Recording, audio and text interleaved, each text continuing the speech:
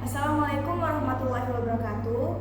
Kami dari kelompok 4 akan mempresentasikan materi yang berjudul hipotesis, biostatistik, deskriptif. Sebelumnya kami akan memperkenalkan anggota kami. Yang pertama ada Yana Ahsantika dengan NIM G1D1241133. Dengan saya ada Lananda Putri dengan NIM G1D1241136. Saya Rita dari SMP dari D1D116. Saya Yuda Arifanto dengan NIM G1D1241122. Materi pertama, pengertian hipotesis. Hipotesis merupakan gabungan dari kata hipo yang artinya di bawah dan tesis yang artinya kebenaran. Secara keseluruhan, hipotesis berarti di bawah kebenaran, belum tentu benar, dan baru dapat dianggap menjadi suatu kebenaran jika memang telah disertai dengan bukti-bukti. Nah, jenis hipotesis ditinjau dari operasi rumusnya. Ada dua jenis hipotesis, yaitu yang pertama hipotesis nol atau hipotesis nihil. Hipotesis nol atau hipotesis nihil disebut juga hipotesis nol. Dalam notasi hipotesis ini dituliskan dengan H0. Yang kedua ada hipotesis alternatif atau hipotesis kerja. Hipotesis alternatif atau hipotesis kerja dalam notasi hipotesis ini ditulis dengan HA yang merupakan penerjemahan hipotesis, penelitian secara operasional. Nah, dalam pengujian hipotesis dijumpai dua jenis hipotesis, yaitu hipotesis nol dan hipotesis alternatif. Hipotesis nol yang menyatakan tidak ada perbedaan sesuatu kejadian antara kedua kelompok, atau hipotesis yang menyatakan tidak ada hubungan antara variabel satu dengan variabel lainnya. Hipotesis alternatif, hipotesis yang menyatakan ada perbedaan suatu kejadian antara kedua kelompok, atau hipotesis yang menyatakan ada hubungan antara variabel satu dengan variabel lainnya.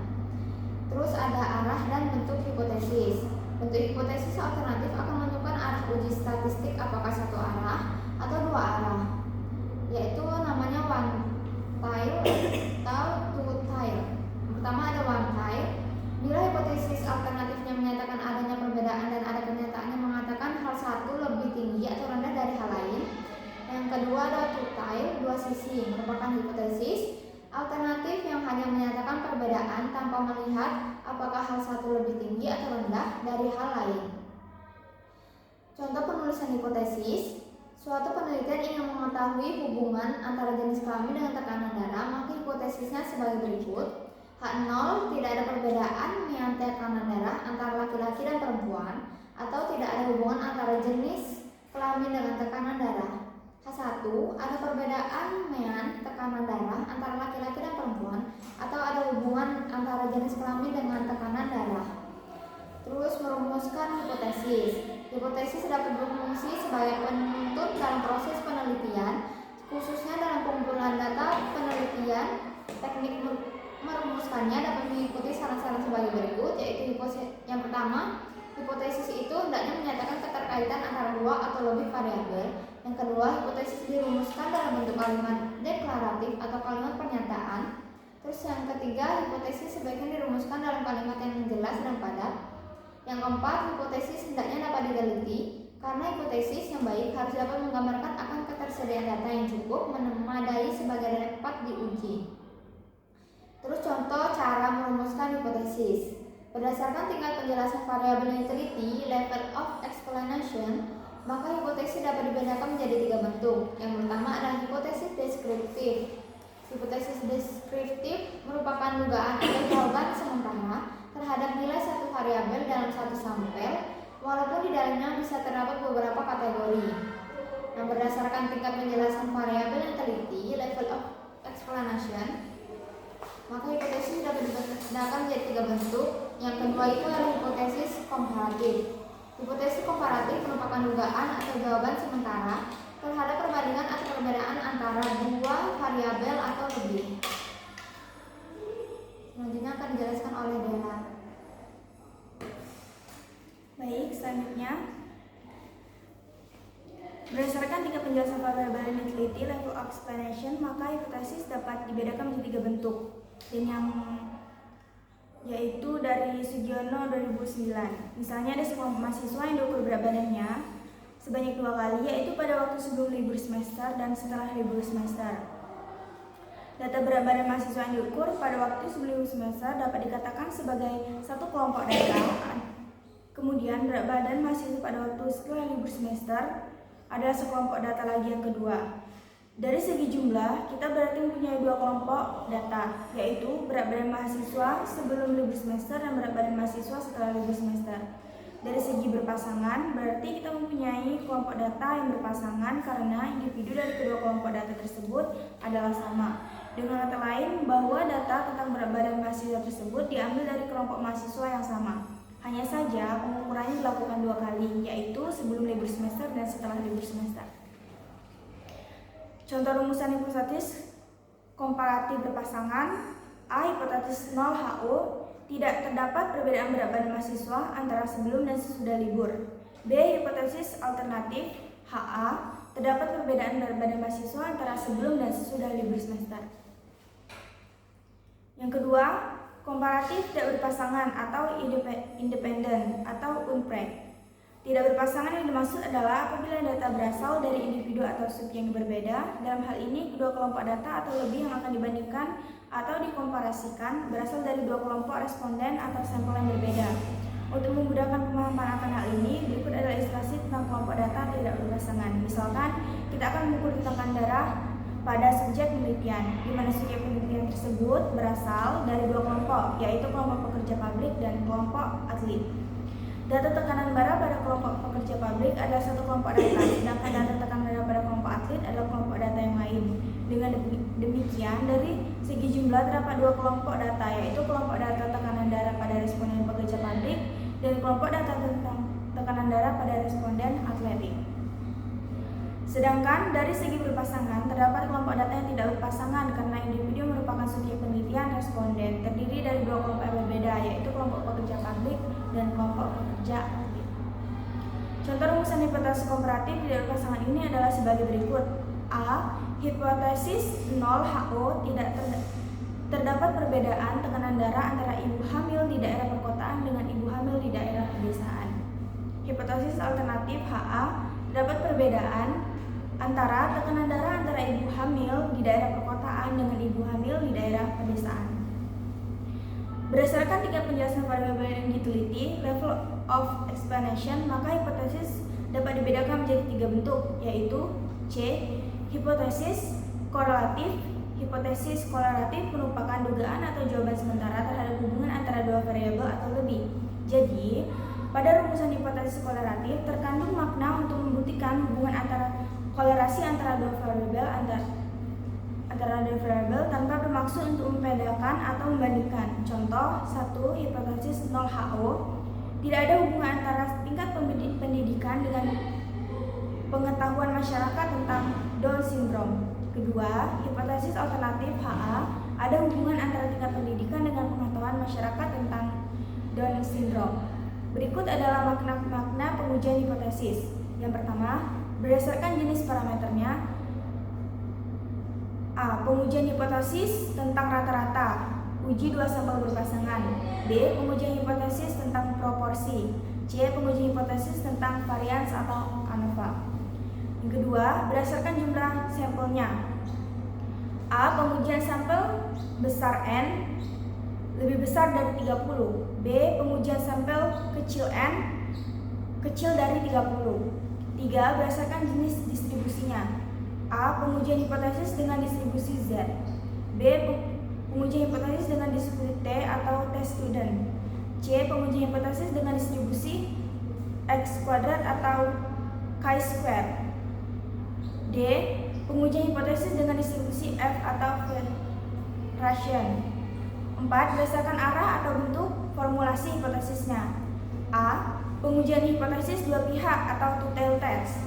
B. Pengujian hipotesis pihak kiri atau sisi kiri. C. Pengujian hipotesis pihak kanan dan sisi kanan.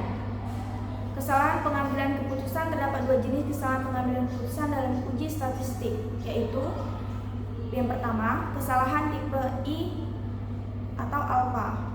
Kesalahan ini merupakan menolak HO, padahal sebenarnya HO benar, artinya menyimpulkan adanya perbedaan, padahal sesungguhnya tidak ada perbedaan. Peluang kesalahan tipe I adalah alpha atau sering disebut tingkat significance level. Sebaliknya, peluang untuk tidak membuat kesalahan tipe I adalah sebesar 1 kurang alfa atau tingkat kepercayaan atau confidence level. Kesalahan pengambilan keputusan. Yang kedua, kesalahan tipe 2 atau beta merupakan kesalahan tidak menolak HO padahal sebenarnya HO salah. Artinya menyimpulkan tidak ada perbedaan padahal sesungguhnya ada perbedaan. Peluang untuk membuat kesalahan tipe 2 sebesar beta.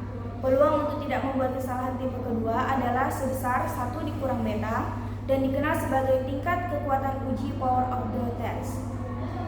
Dalam pengujian hipotesis dikehendaki nilai alfa dan beta kecil atau 1 dikurang beta sama dengan besar. Namun hal ini sangat sulit karena bila nilai alfa kecil maka nilai beta akan semakin besar. Berhubung harus dibuat keputusan menolak atau tidak menolak HO, maka harus diputuskan untuk memilih salah satu saja yang harus diperhatikan, yaitu alfa dan beta. Untuk lebih amannya dipilih nilai alfa. Selanjutnya akan dijelaskan oleh teman saya Regita. Baik, selanjutnya tingkat kemaknaan merupakan kesalahan tipe. Ini suatu uji yang diberi potensi alfa. Potensi alfa merupakan nilai batas maksimal kesalahan menolak HO.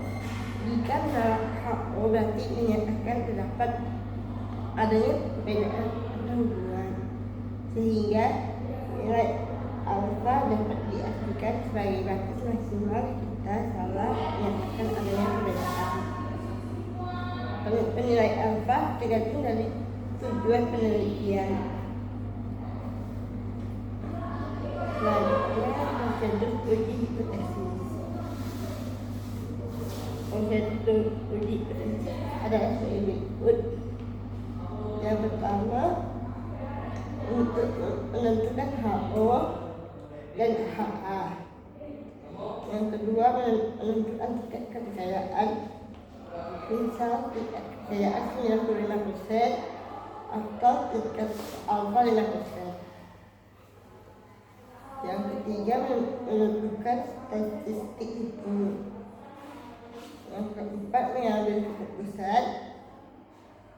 Lalu ada prosedur hipotesis. Yang pertama, menetapkan hipotesis. Yang kedua, menentukan uji statistik yang sesuai. Jenis uji statistik tergantung dari jenis variabel yang akan dianalisis. Yang kedua, jenis data apakah dependen atau independen. Contohnya, jenis uji statistik untuk mengetahui perbedaan dengan menggunakan uji T atau uji ANOVA. Lalu yang ketiga, menentukan batas atau tingkat kemaknaan. Yang keempat, penelitian uji statistik. Yang kelima, keputusan uji statistik. Lalu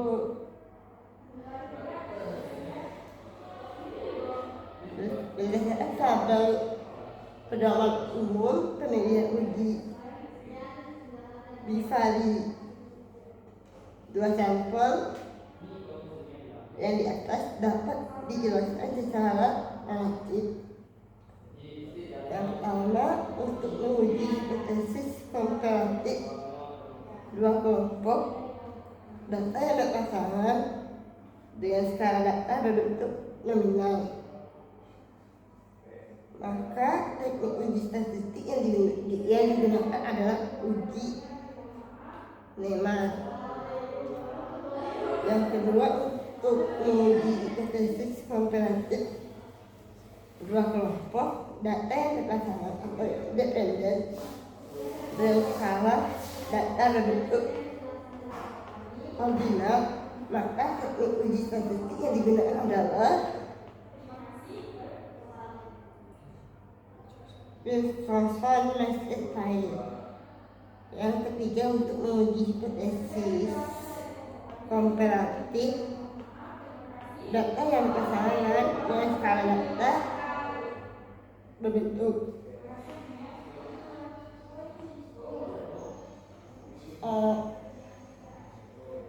Maka teknik uji statistik yang digunakan adalah uji T. Teknik uji statistik ini merupakan teknik parametrik sehingga untuk tetap dapat menggunakannya, data harus berdistribusi secara normal melalui uji normalitas data. Apabila setelah uji normalitas ternyata data tidak berdistribusi normal, maka harus menggunakan alternatif dari uji T. Untuk menguji hipotesis komparatif dua kelompok data yang tidak berpasangan dengan skala data berbentuk numerik, maka teknik uji statistik yang digunakan adalah uji T tidak berpasangan. Teknik uji statistik ini merupakan statistik parametrik sehingga untuk tetap dapat menggunakannya, data harus berdistribusi secara normal melalui uji normalitas data. Apabila setelah uji normalitas ternyata data tidak berdistribusi normal, maka harus menggunakan alternatif dari uji data tersebut, yaitu uji Mann-Potlang-Test. Untuk menguji hipotesis korelatif dua kelompok data dengan skala data berbentuk nominal, maka teknik uji statistik yang digunakan adalah untuk menguji hipotesis korelatif dua kelompok data berbentuk ordinal, maka teknik uji statistik yang digunakan adalah Superman rank correlation.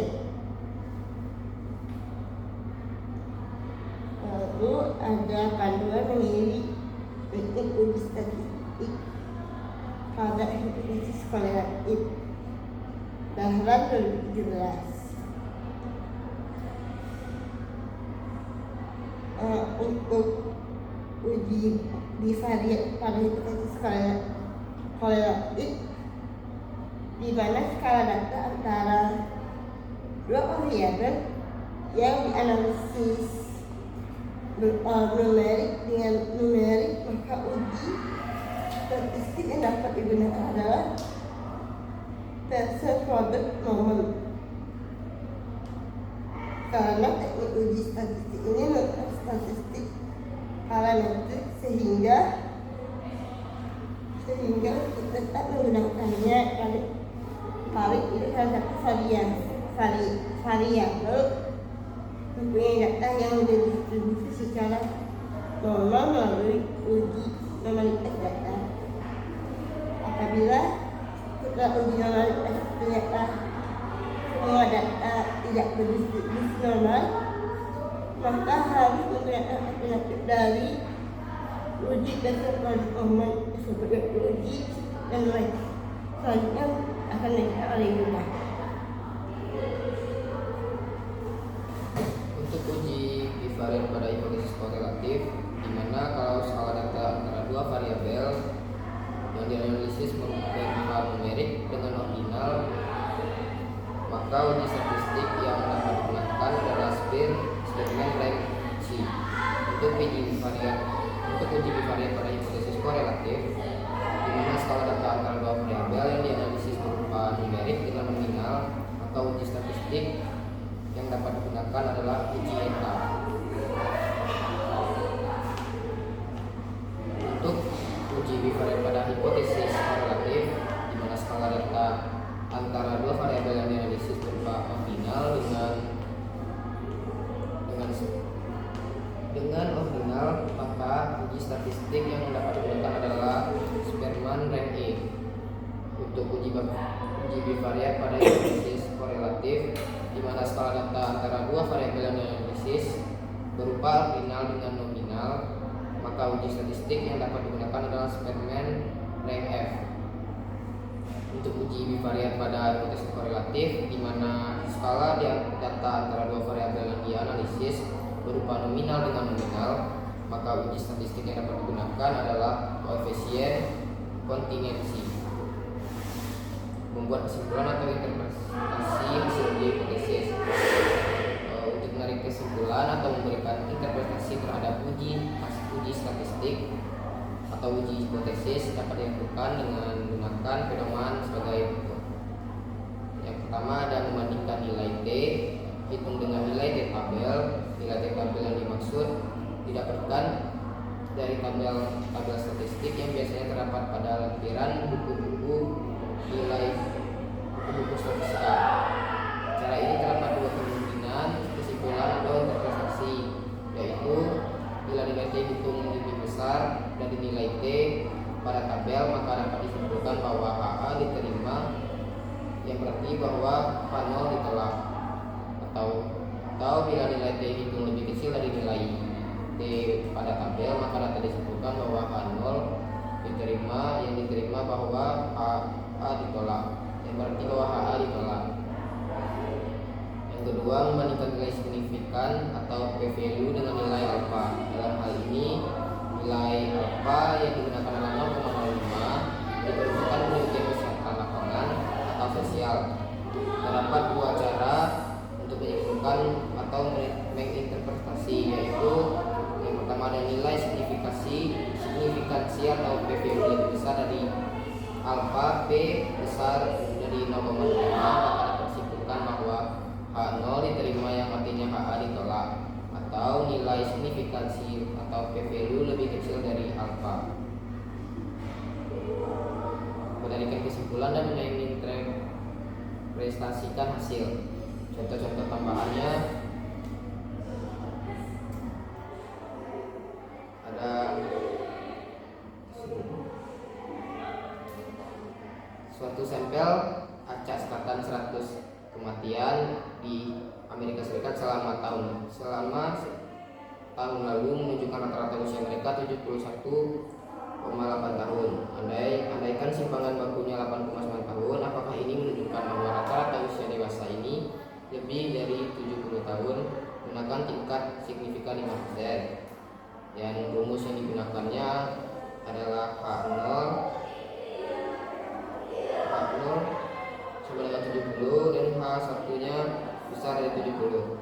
Uji yang dilakukan uji satu arah dengan alfa sama dengan 5%. Nilai kritisnya adalah Z alfa sama dengan Z 0,05 dan dari tabel distribusi baku diperoleh Z 0,05 sama dengan 1,645. Sampai berukuran besar N sama dengan 100 dan X bar 83.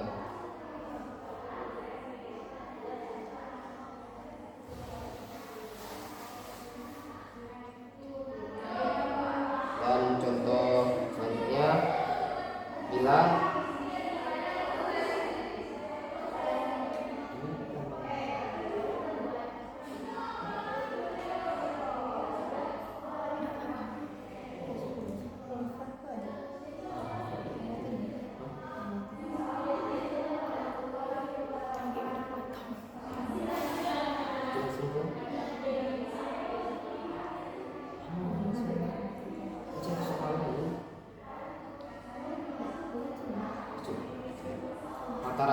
contoh selanjutnya ada rata-rata waktu yang dibutuhkan oleh mahasiswa untuk mendaftar ulang pada awal semester di Universitas A pada semester yang lalu sekitar 45 menit. Suatu pendaftaran baru dengan pemakaian komputer yang dilengkapi dengan software segera dicobakan, yang diharapkan dapat mengurangi waktu pendaftaran mahasiswa. Untuk diambil sampel acak sebanyak 10 mahasiswa yang telah mendaftar pada semester berikutnya. Dengan memakai cara pendaftaran baru tersebut, ternyata rata-rata waktu yang diperlukan untuk mendaftar adalah sekitar 35 menit dengan simpangan baku 9,5 menit. Apakah Anda percaya dengan tingkat signifikan 1% rata-rata waktu mendaftar ulang kurang dari 45 menit dengan sistem yang baru? Jawabannya karena simpangan baku populasi tidak diketahui, maka simpangan baku diambil dari sampel dan distribusi yang digunakan adalah distribusi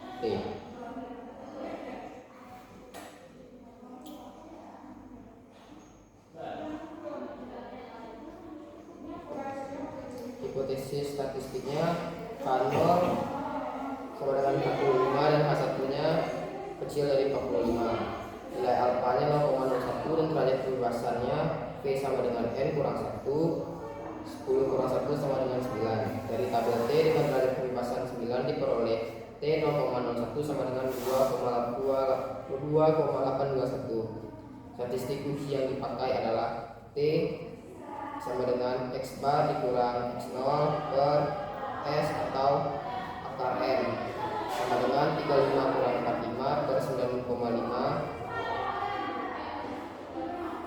per akar 10 yang hasilnya itu min 3,3. Karena nilai T min 3,3 negatif, maka kita pakai nilai krisis T yang negatif, yaitu T sama dengan min 2,821. Uji hipotesis yang dilakukan adalah uji satu arah. Untuk alfa 0,01 nilai min 3,3 kecil dari min 2,821, yaitu nilai T berada pada daerah penolakan H0. Keputusan tolak H0 dan disimpulkan bahwa waktu yang dibutuhkan untuk berulang lebih singkat daripada cara yang lama. Contoh selanjutnya, misalnya seorang dokter ingin menguji apakah dosis obat yang biasa dipakai 50 mg masih cocok untuk situasi dan kondisi sekarang. Karena situasi penyakit yang semakin berkembang diduga perlu peningkatan dosis obat untuk menyembuhkan penyakit. Dibuatlah hipotesis obat yang menyembuhkan penyakit. Dibuatlah hipotesis tentang rata-rata dosis menyembuhkan itu dalam pasangan H0 berbanding X sama dengan 50 melawan H1 berbanding X besar dari 50 dengan X menyatakan rata-rata dosis obat menyembuhkan penyakit. Jika pasangan hipotesis di atas diuji dan kesimpulannya bisa terjadi adalah menerima H0 atau menolaknya, diharapkan bahwa kesimpulan yang diambil adalah tepat. Tetapi kalau kesalahan terjadi, jenis kesalahan yang mungkin adalah satu, kesalahan jenis, yaitu menolak H0 yang benar. Yang kedua, kesalahan jenis 2 yang menerima H0 yang salah. Dalam hal ini dokter tetap menggunakan dosis yang sama, sementara penyakit membutuhkan dosis yang lebih tinggi. Akibatnya pasien tidak sembuh walaupun berobat terus. Kemudian contoh selanjutnya, menguji hipotesis bahwa suatu jenis vaksin baru lebih efektif mencegah penyakit AIDS. Maka rumusan hipotesisnya adalah hipotesis 0 H0 berbanding vaksin baru sama dengan vaksin lama hipotesis alternatif. H1 berbanding vaksin baru lebih efektif daripada vaksin lama. Contoh selanjutnya, seorang dokter mengatakan bahwa lebih 60% pasien kanker adalah karena merokok. Hipotesis 0-nya berbanding P sama dengan 0,6 dan hipotesis alternatif H1 berbanding P besar dari 0,6.